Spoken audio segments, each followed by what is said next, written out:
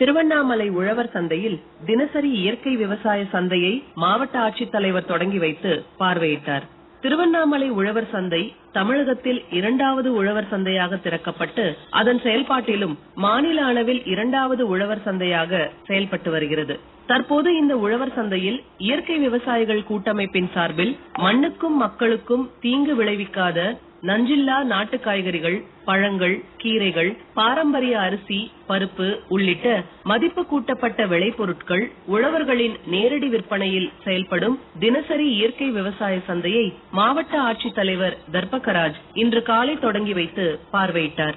இந்த இயற்கை விவசாய சந்தை தினமும் காலை 7 மணி முதல் 10 மணி வரை 3 மணி நேரம் செயல்படும் என்று தெரிவிக்கப்பட்டுள்ளது.